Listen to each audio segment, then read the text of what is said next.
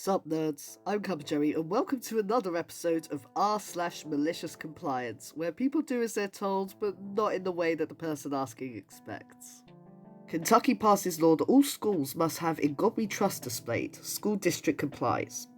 The new law is required as a result of legislation filed by State Representative Brandon Reed, a Republican minister from Hodgenville. It said in part that beginning in the 2019 to 2020 school year, local boards shall require each public elementary and secondary school to display the national motto with the United States, In God We Trust, in a prominent location in the school.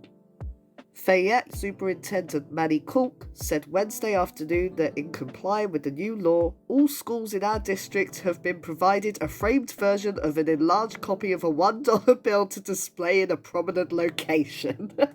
I mean, that is definitely one way to get around it. Why does it even say In God We Trust on the $1 bill? all schools in this district be like, me millionth dollar! Seriously though, that is a brilliant way to get around it, especially with, Republicans trying to force God into every situation. It's really disrespectful, not only to those that don't believe in God, but, to people who don't subscribe to Christian beliefs, because that's the God that they mean. They mean Christianity. For someone that's supposed to separate church and state, they implement it a hell of a lot. My wife, a Venezuelan smartass. Ha ha ha. This is America. We use H here. Sorry.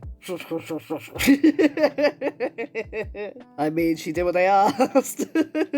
I've said it before and I'll say it again. Spanish is a recognized language of the United States. I mean, it's absolutely no excuse for xenophobia, but if you're going to say this is America, speak American, Spanish is American. It's one of the languages spoken in America. So, you're going to have to deal with hearing a bit of the old Espanol now and then. Restaurant employee amuses himself and delights me and my kids. Yesterday I decided to take my kids to an international chain restaurant. In this restaurant, the kids' meal comes with ice cream, but you have to serve yourself. That was a problem because there weren't any bowls beside the ice cream machine, so I thought, I know what to do, I'll simply ask an employee for some bowls, and that's just what I did. So he turns to look at the vast array of bowls behind him, some sauce size, some entree salad size, and many in between, and we realise that neither of us know what size the kids' ice cream is intended to be. So he thought, I know what to do, I'll simply ask a manager, and he says, hey boss, where do we put the kids' ice cream in? Without turning around, the boss says, a frickin' bowl, what do you think? Yeah, but what size of bowl? The boss, with his inimitable charm, tact, and grace, says, just frickin' give him a bowl! The employee looked back at the bowls, then I saw him get a big grin over his face. I apologise about that, sir. I think it's probably these ones, he says as he hands me two of the largest bowls they have in the restaurant, practically giggling with glee. My children were similarly delighted. The manager walked by when we were halfway through and made a noise like a startled opossum, but said no actual words. Definitely going back there. This was again one of my favourite kinds of malicious compliance stories, and it had a beautiful ending. Not only did the employee get a little bit of revenge on his arsey boss, but there were two kids with tummies full of ice cream afterwards, so everyone was a winner apart from the arsey manager, but we're not really too bothered about him. Also, when you think about it, the company could have easily turned this around and said, oh, you're trying to sabotage us kind of thing. It really depends on the manager and what kind of manager-employee relationship they have. I can't imagine it's that good, especially if the boss is, swearing at the employee in front of freaking customers, who are children as well. But that could have so easily turned around as well. You knew well that it wasn't going to be the massive bowls for kids' ice cream, and you were therefore trying to cost the company money. There are all sorts of really nasty little bits of small print in low-paying jobs where they can really screw over their employees. So I do hope that the guy didn't get in too much trouble and that this was just kind of brushed over, because it was definitely worth it from this story. But also, as it was like a chain restaurant, these places always charge more than what you're actually getting, so you think you're getting good value for money, but you're actually not, so they probably got their money's worth of ice cream just by getting a massive bowl. I was told to actually read the policy, so I did. I work for an office and we have an 8-week busy season with mandatory overtime, 12 to 14 hours a day. During this time, the company agrees to reimburse us for dinner, up to $30 a meal. We just have to submit a claim with our receipts at the end of the busy season. Food options around my work aren't great, so I usually brought my dinner from home, but sometimes I was too tired to cook after a long day, so out of the 8 weeks, I purchased maybe 10 meals.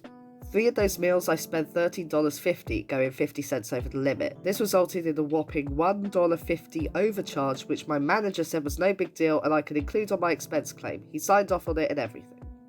A few days after I submitted my report, head office emailed me saying they rejected my expense claim and that I could resubmit after I removed the $1.50 overcharge. I wrote back saying my manager was fine with the $1.50 overage and even signed off on it, and they responded by telling me that they do not allow overages under any circumstances, that the $1.50 must be removed or they wouldn't approve any of my meal expenses.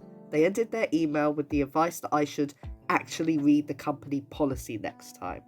Fine, they were right and I was wrong, so I decided I'd read the policy very thoroughly before redoing my expense claim. Yes, the policy clearly stated a $30 maximum on purchased meals. Oh, and what's this? The policy also allows a $10 per diem for meals you bring from home. I very happily removed the $1.50 overage and added an additional $300 for the 30 meals I brought from home. I should read the company policy more often. I absolutely love this. My favourite malicious compliance stories are the ones where it's to do with employment, where it is an employee getting back at a terrible manager, or a terrible system, or a terrible policy in this case. Actually, it wasn't even the policy that was wrong. The policy did help. It was the way that the members of staff acted around the policy, those that were implementing it. I didn't read out the edit or the comments just because most of them seemed to be responses to questions that other people were asking.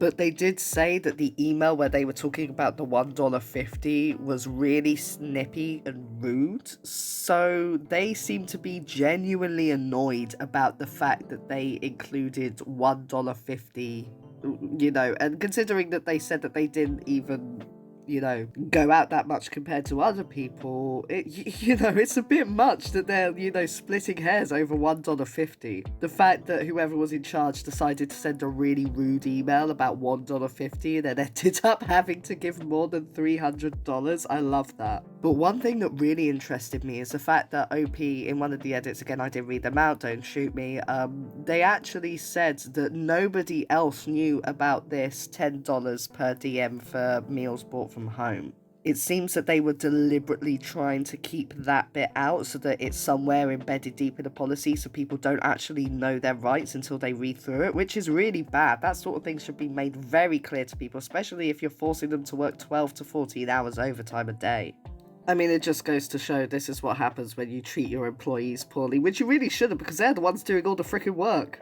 And that whole actually read the policy when they didn't even know what the policy was. They were just saying that to be rude. And it just came back and bit them on the arse. I love it. Imagine rejecting something because there's $1.50 more and then having to explain, oh yeah, don't worry, I did get rid of that, but now we're gonna have to pay them $300. That must have been an awkward conversation for the snippy person in charge. I love it. Military spouse accuses me of cheating on my husband with my husband. I've been living in Japan for a little over 2 years with my husband. He was born here and we decided to move to his hometown. It's a small city, but there's enough to do without getting bored. I describe us as an AMWF couple, Asian man, white female for those who don't know. It's not so common in Western countries, and it can feel like we are some rare shiny Pokemon as AMWF in rural Japan, lots of staring, occasional secret picture, or even small chats if an old lady is brave enough to approach us. It can feel uncomfortable eating at a restaurant because kids will turn around in their seat and stare at us the whole time with an open fish mouth. Coincidentally, there's a small US military base located in this city. The closer you are downtown, the more American families you see. I'm constantly being mistaken for being military by Americans and Japanese, which is understandable. Besides myself, I only know 5 other interracial marriages here. It's always local who ask about my American husband when I'm out alone, which I respond in Japanese, "Watashi no oto wa Nihonjin desu. Doko ni sunde imasu." My husband is Japanese and I live here, or something along those lines.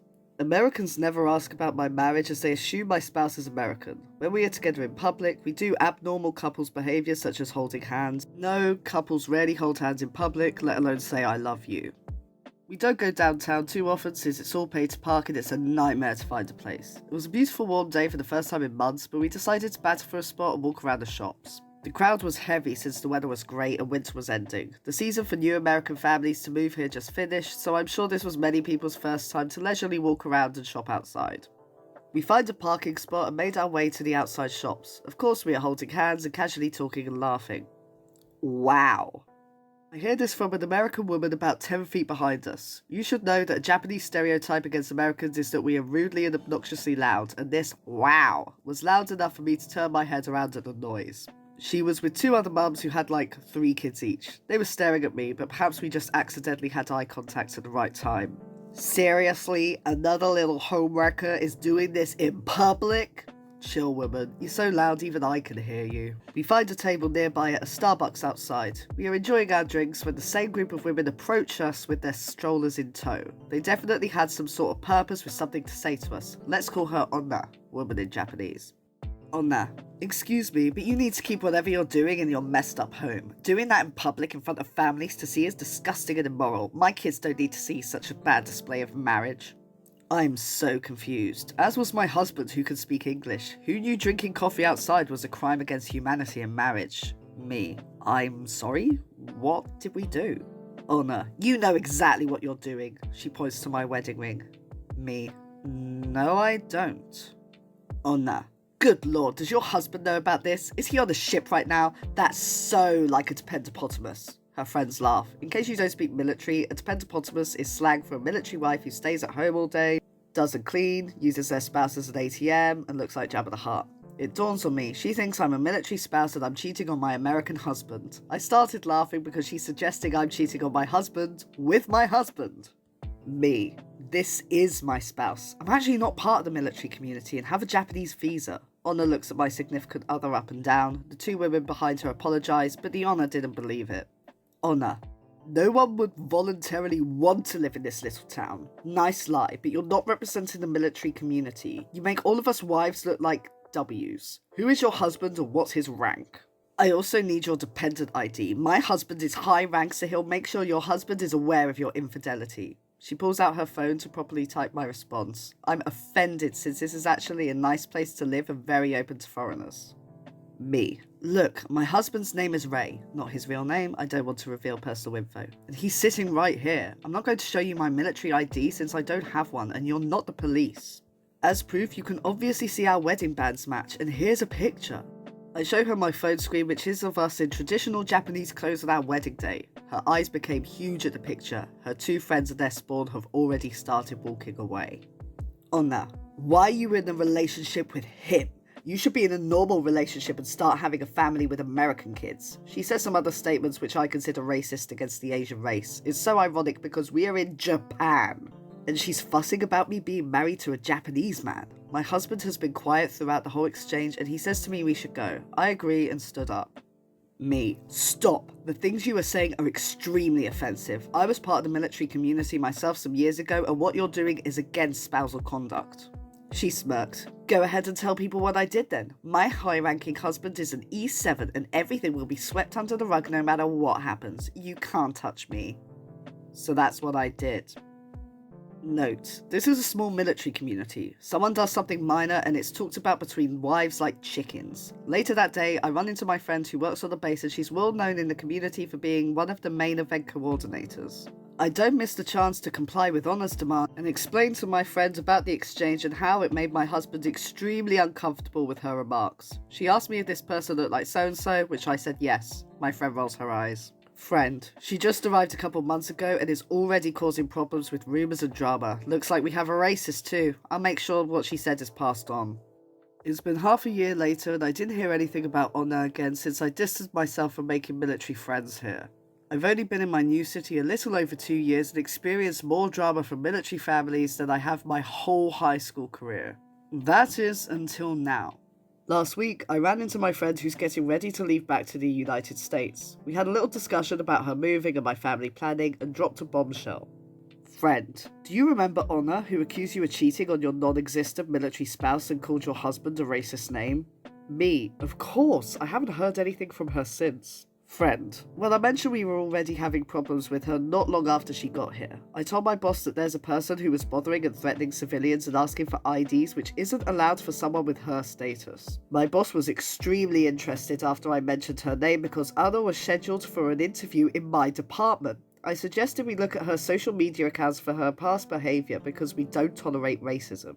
It was easy to find her Twitter and Facebook, particularly Facebook since we have many mutual friends. Her SNS was shocking. SNS, I assume, means social networking service. While she set her Facebook to private, her Twitter was littered with malicious tweets and retweets. This included racism slang from many nationalities, colourful language, and using her husband's military rank to bully others. She made it very clear she wants to see her current city burned to the ground, and why would anyone want to learn Japanese since it sounds terrible? We printed some of the more extreme things she posted, and we still invited her to the interview. Oh, and did I mention my boss is Japanese? So she comes into the interview, which I was part of. I asked 3 good things about her, which is, she says, dependent, gets things done, and friendly. My boss just looked at her for a second before he pulled out her tweets and asked her to explain how she can friendly serve the local community if she hates it so much. Honor was flawed and said someone hacked into her account despite there being at least 3 years of slanderous tweets. We thanked her for coming and said we can't accept an employee with this conduct. As far as I know, she's still not working because some spouses found her Twitter not long after the interview and was shared in all departments. No one will touch her application now. Me. So all of this was discovered because I told you about her accusations? Friend. Yes. Oh, and she's kind of an outcast socially right now because she cheated on her husband a couple of months ago. And there you have it, folks. Because one person couldn't mind their own business, they lost a potential job and had their social media exposed. Super ironic since she became the dependopotamus and adulterer, the same thing she was accusing me of. This is one of the most satisfying malicious compliance stories I have read in so long. There were a few things I liked about it. Not only was like one of those demanding military spouses put in their place. As I've mentioned before, and I will mention again now, I do not understand this weird worship of the military that happens in some countries, especially America. This whole my husband this, or whatever relation they have to a soldier. I really don't understand why that would give them a free pass to just act like a terrible human being. Is it that when you sign up for the military, you have to get rid of all compassion so that you can kill people? I mean, that's what it feels like. So many of these people just have no respect for anyone else. And yet demands, like, the floor that they walk on is licked clean before they dare step on it, you know? Then, not only was she a military spouse, but she was racist. And I think that there is a massive issue with people who tend to be in the military do tend to be horribly racist as well. That is another thing that I've noticed. If there are people listening to this who have been in the military or have loved ones who are in the military, I'm referring to you as well. I'm not going to say, oh, I'm sure that there are some people that are fine. Like, I'm just so against the military. I hate the military. I hate everything to do with, you know, governmental killing people. So a lot of the culture that comes with that, especially these demanding military spouses, I think is terrible. I've seen so many stories about some woman going, oh, well, my husband is ABC rank and therefore you can blah, blah, blah. I saw another one where there was a military spouse that was shouting about somebody's husband, like, to a woman saying, oh, I bet your husband isn't as good. And then it turns out that, like, the woman that she was shouting at was the soldier and that the husband was the spouse. That one was good. I'll have to see if I can dish up that story. But yeah, like a racist as well being put in her place. The one tiny bit of praise I will give the military is thank God they actually took this seriously and this woman isn't going to be listened to. Although I do have the concern that this was only taken seriously because it was somebody's friends that blew the whistle. Perhaps if it was a civilian that just made a complaint, like, to the proper authorities, it wouldn't have been listened to. That is something that I'm slightly worried about, because she said, my husband's high ranking, you can't touch me, and if she's so terrible, I'm sure people have complained about her before and that it hasn't gone the right way. This time it did, though, for an absolutely beautiful, satisfying story of malicious compliance. Thank you so much, OP, for sharing this, and I really hope that you and your husband have a long, happy life together. The best part is that it is exactly as OP said, that nothing would have happened had the horrible person just minded her own business. That if she didn't care, if she didn't judge an interracial couple that she just happened to see, then it wouldn't have come back to bite her on the arse. But then again, if she wasn't just a massive racist that said really horrible things on her Twitter evidently, then she probably wouldn't have, approached an interracial couple just to, reprimand them for daring to be together in the first place. Well, that's it for this episode of r/malicious compliance. I'm not sure about you, but I found these stories so satisfying to read. As always, if you enjoyed hearing from this subreddit or would like to hear from any other subreddit, then let me know in the comments, and until then, I'll see you all next time.